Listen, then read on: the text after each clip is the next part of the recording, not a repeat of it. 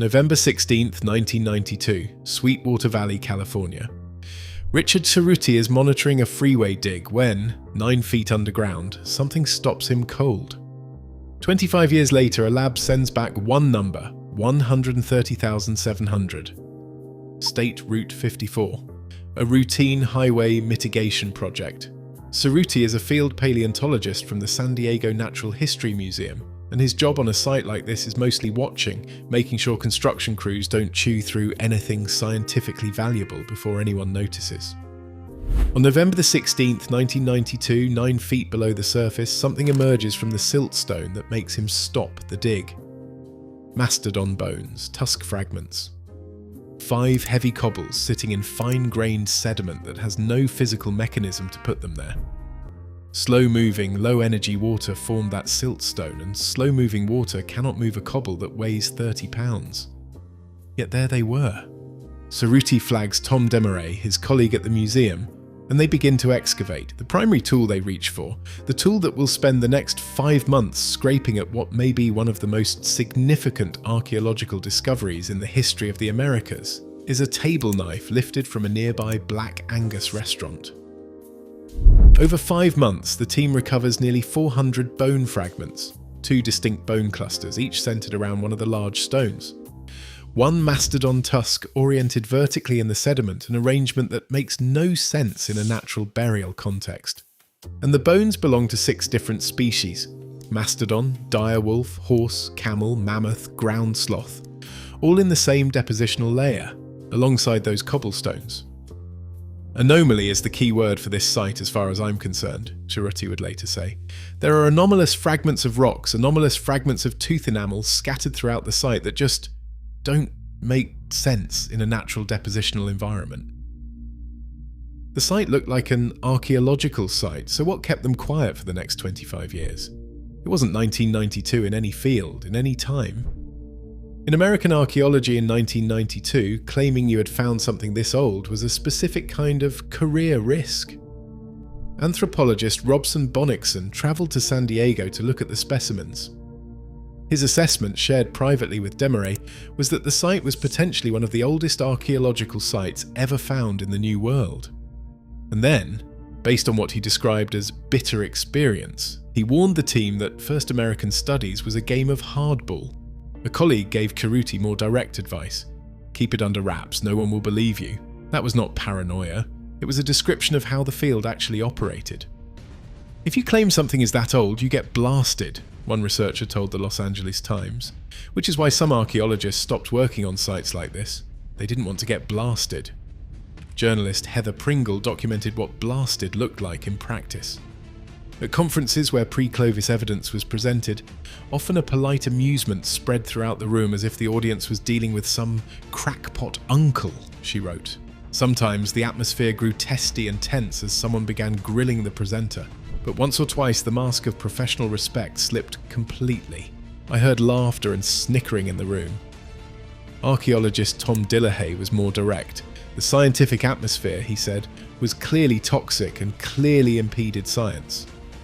So the team said nothing publicly. The discovery made in November 1992 would not appear in a peer-reviewed journal until April 2017. 25 years while the bones sat in a museum drawer, not because the evidence wasn't there, but because the field had made its position clear and the cost of being wrong in a discipline that punished early claims was higher than most researchers were prepared to pay. The question they were quietly trying to answer in the meantime was simpler. How old? The first answer they got was not 130,700. USC Professor Richard Koo ran the first uranium-thorium analysis on a tusk fragment and a calcium carbonate rind from the site. The method measures radioactive decay, uranium converting into thorium within the mineral matrix, and it reaches well beyond the 50,000-year ceiling where radiocarbon becomes useless. The number that came back was 191,000 years. 13,000? No. 50,000? No. 191,000, so far beyond anything the field would accept that the team treated it not as a breakthrough, but as a probable methodological problem. They noted it, they kept working, the site sat, the bones sat, the table knife went back wherever table knives go. It took until 2011, 19 years after the original discovery, for USGS geochronologist Jim Paces to run uranium series dating directly on the bones themselves. The result came back at approximately 130,700 years plus or minus 9,400, at the minimum error bar still well above 100,000 years before present. When we first discovered the site, the team later noted, there was strong physical evidence that placed humans alongside extinct Ice Age megafauna. Since the original discovery, dating technology has advanced to enable us to confirm with further certainty that early humans were here much earlier than commonly accepted. 130,700 years, confirmed. What nobody outside the project had seen yet was the physical evidence assembled over 2 decades that would make that number very difficult to dismiss. Steve Holen had spent years developing a controlled experimental baseline for what hammerstone percussion looks like in fresh bone. He used femur bones from recently deceased elephants. He struck them with stones and documented the fracture patterns carefully because he needed to know what tool use looked like versus what geology looked like. Fresh bone, when struck with force, spirals. When you break a fresh bone, as the Demir team explained, it has a characteristic spiral fracture that does not happen when you break a fossilized bone. Geological compression produces different patterns entirely, brittle, random, multi-directional. The bones at the Cerutti site showed the spiral pattern. Mastodon leg bones are like pier pilings, Holen said, and these were broken to hell. Then there were the stones. Richard Fulliger, an expert in use-wear microscopy on stone tools, compared the abrasions, fractures and impact scars on the 5 cobbles recovered from the site against comparative reference collections. The marks on the San Diego stones matched patterns produced only by stones used as hammerstones and anvils. No known geological process generates the same combination of wear signatures. And there was a physical problem that no internet photograph could resolve. One of those cobbles weighs approximately 30 pounds. The surrounding siltstone forms from slow-moving, low-energy water, the kind that carries sand and fine sediment and nothing heavier. It cannot transport a 30-pound stone. The cobbles were placed there, the distribution of material rules out trampling as well. Large animals trampling bone produce a different result. Fragile bones shatter as readily as dense ones. At the Cerutti site, the fragile ribs are less shattered than the dense limb bones. That pattern is consistent with deliberate selection. Someone was choosing which bones to break and where because they were after the marrow. Finally, and this is where the table knife matters, carbonate mineral crusts had formed over the fractured bone surfaces and the stone faces before the 1992 excavation. Those crusts predate construction.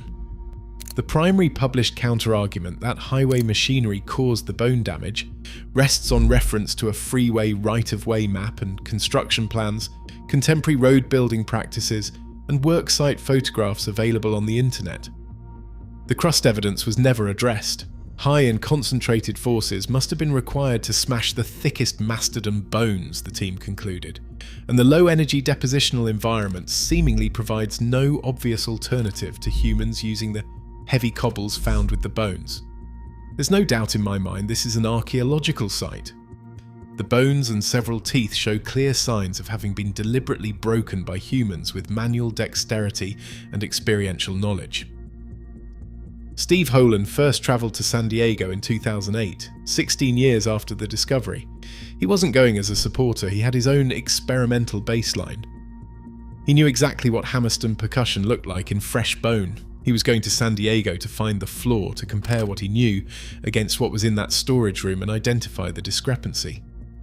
I was a strong critic when I first looked at the evidence, he said later, and said, I can't believe this is really here, but it is, and it's shocking.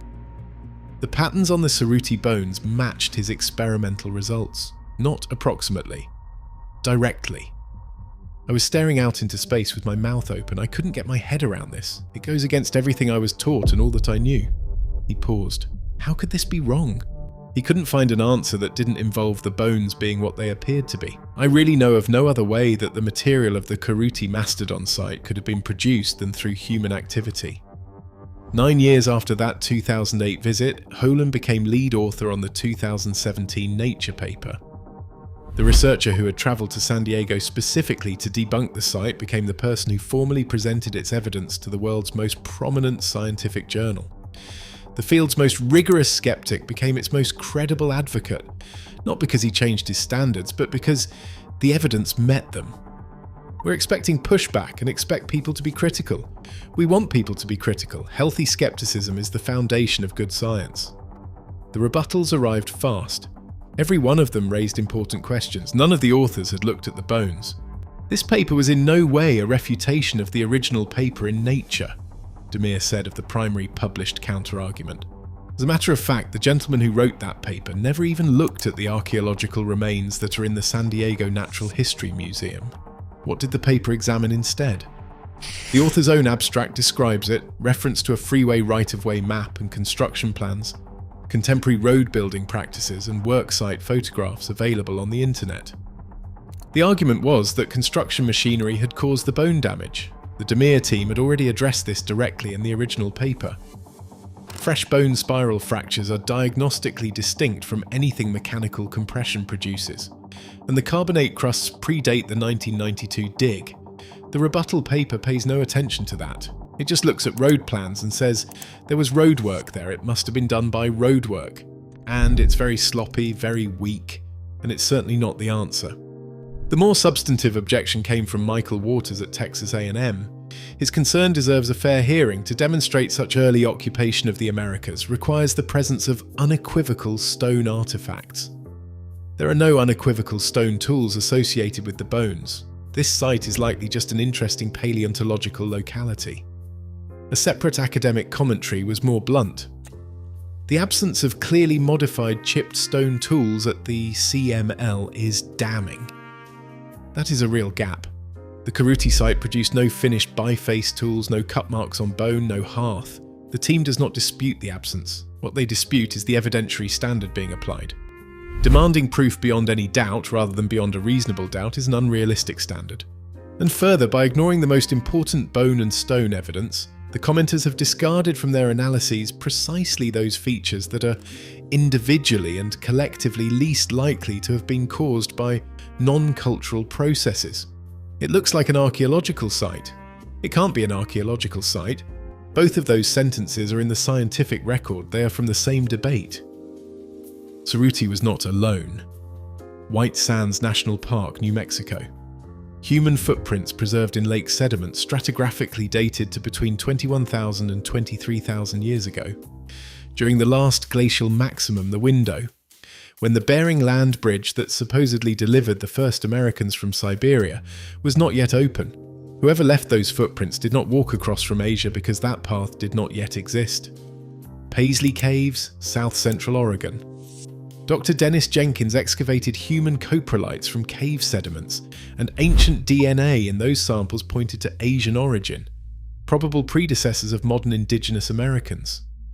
When the first results were published in 2008, it caused an outcry, as Dr. Paula Campos described it.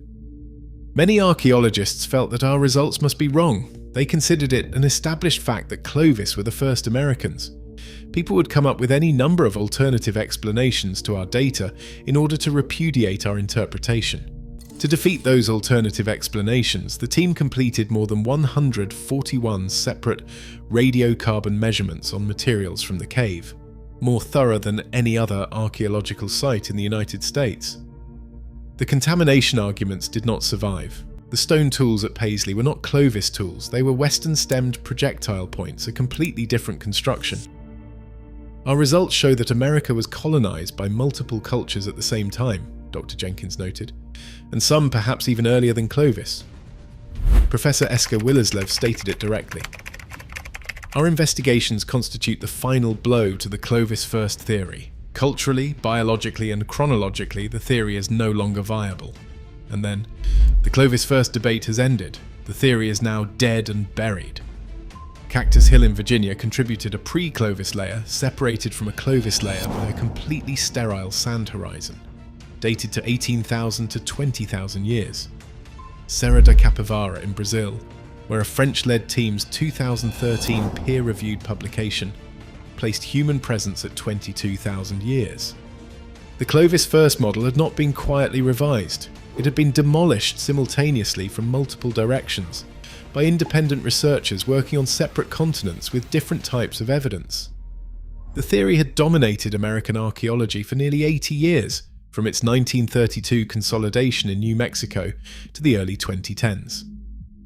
Ideas without precedent are generally looked upon with disfavour, as one observer noted, and men are shocked if their conceptions of an orderly world are challenged.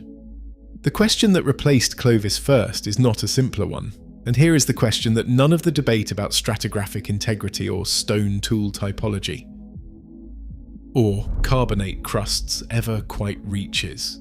The question underneath all of it, if the Cerutti date is right, if something was in San Diego 130,700 years ago, then whoever sat down with that mastodon was not us.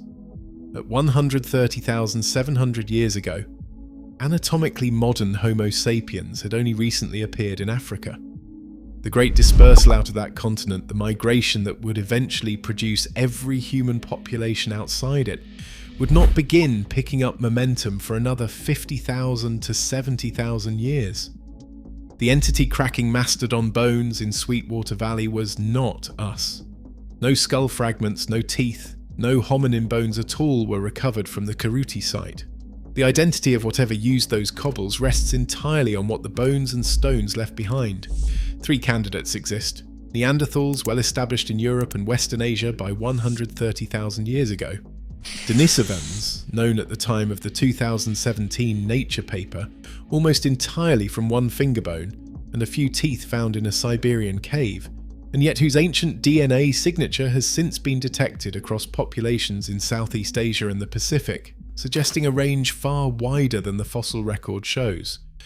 Or as one academic commentary on the site put it directly, an unidentified species of Homo. The Nature paper used the word hominins deliberately, broad enough to include any candidate, specific enough to exclude none. That was not evasion, it was the honest answer to a question that currently has no better one. What the Cerutti site established, and what no rebuttal assembled from internet photographs could unestablish, is the shape of the question itself. Not when did humans arrive in the Americas, but which hominin species reached this continent first, by what route, and what happened to them afterward. Because if something was here 130,700 years ago, and left no surviving genetic signature that anyone has yet detected, then it came.